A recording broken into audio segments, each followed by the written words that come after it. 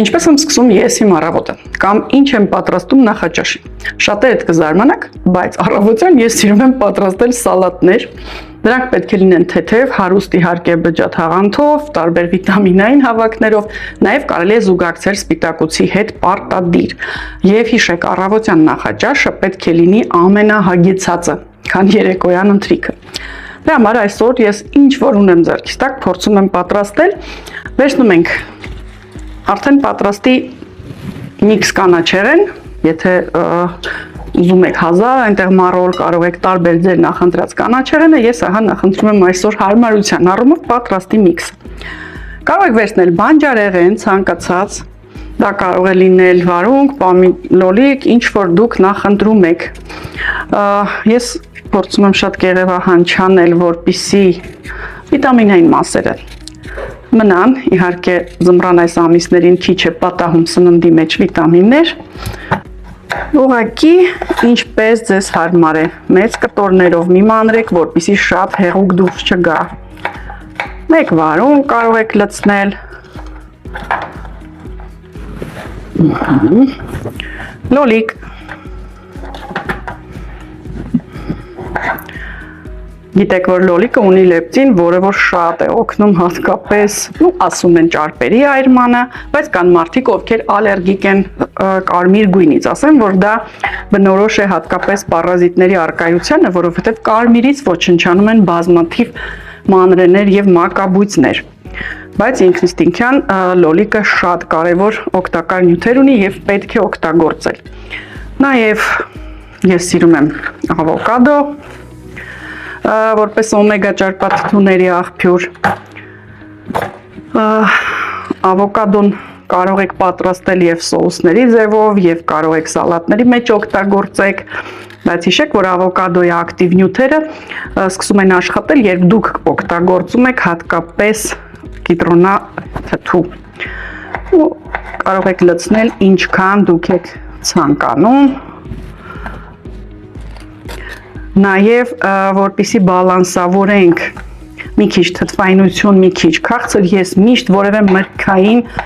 պրոդուկտ եմ օգտագործում, այսինքն ինչ որ ձեռքից տակ այդ պահին լինի։ Նաև հիշեք, սալատը պետք է ունենա գույներ։ Որպես ֆերմենտացված սնունդ, իհարկե թթվեցրած վարունգ, հիշեք, սա մեր պրոբիոտիկային կամ պրեբիոտիկային հատվածն է, աղիների միկրոֆլորան է կարգավորում։ Իհարկե այս սալատի մեջ չի սազում կաղամբը թթվեցրած, բայց շատ օգտակար է ուտելուց առաջ նաև կաղամբը։ Նաև վերցնում ենք ցիտրուսներ, կարող է լինել մանդարին, կարող է լինել գրեյփֆրուտ, որոնք նույնպես ես նախընտրում եմ սալատների մեջ։ Ուղղակի այսպիսի գեղեցիկ կտրվածքներով, գեղեցիկ են նայվում սրանք, հատկապես գիտեք ամանորին, մանդարինի, ակտիվությունը շատ է պետք լինել սեղաններին։ Նաև այս տարի կարևոր է սեղանին լինի շատ վառ գույներից, դեղինը, նարնջագույնը։ Ես նույնիսկ կեղևով մի փոքր կտրատում եմ կիտրոն, հենց կեղևով, ոչ միայն քամում ենք, այլ նաև կտրատում ենք։ Նյութային մասն էլ լցնենք, ահա այսպես արագացված, վերցնենք, փորձենք մաքրել։ Մի փոքր նաև գրեյփֆրուտից, տեսեք ինչ գեղեցիկ գույներ են մեզ մոտ։ Ասեմ, որ պատրաստելը, սնունդ պատրաստելը իմ հոբին է, ես շատ եմ սիրում խոհանոց, շատ եմ սիրում իմպրովիզներ, ինչ կա ձեռքիս տակ, դրանից էլ կպատրաստեմ ուտելիքներ։ Նույնիսկ եթե նախորդ օրվանից մնացած ինչ որ բան կա, հաստատ դրա հիման վրա հետաքրքիր բան կստանամ։ Եվ գրեյփֆրուտը կեղևազրկում եմ մի քիչ, որովհետև սալատի մեջ կարող է դառը լինել եւ շատ մարդկանց դուր չգալ, բայց նա ունի հատուկ ազդեցություն, ինչպես նշեցի, պարազիտների վրա։ Նաեւ ես միշտ որպես սոուս նախընտրում եմ օգտագործել, հա, այսպիսի, այս կեղևները չենք թափում, կտրտում ենք, մի փոքր սիրոպով եփվում է, շատ քիչ քանակ քաղցրով, որպեսզի ժելեանման դառնա, եւ պարտադիր օգտագործում եմ մի փոքր քաղցրահամ, այսպիսի մարմելադ, հիշեք, մարմելադը շատ կալորիականություն չունի եւ հանգիստ կարող եք օգտագործել։ Նաեւ իհարկե աղին, հիշեք, որ Եվրոպայում սիրում են պանիրը տալ որպես դեսերտային,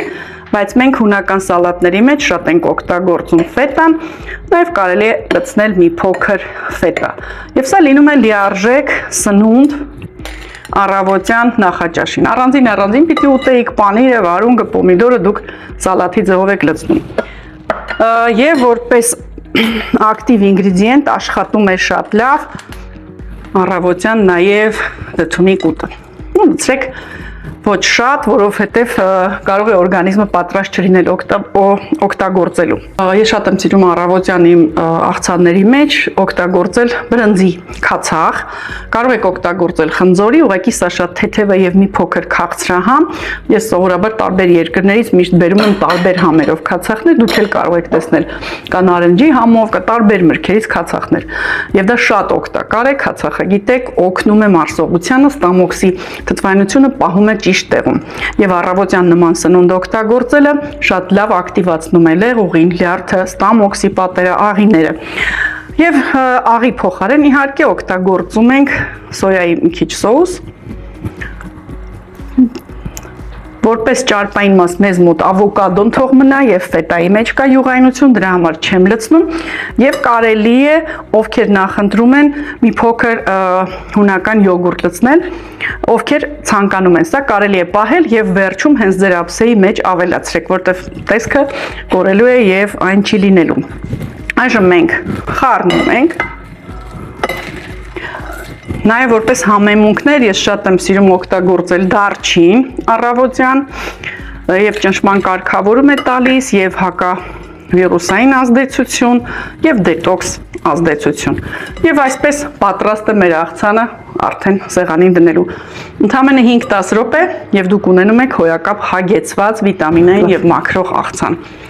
Օգտվեք այս բաղադրատոմսերից, փորձեք եւ գրեք մեկնաբանություններում ինչպես էր ձեզ այս աղցանը։ Բալանսավորված համ քաղցրի, թթվի համակցություն։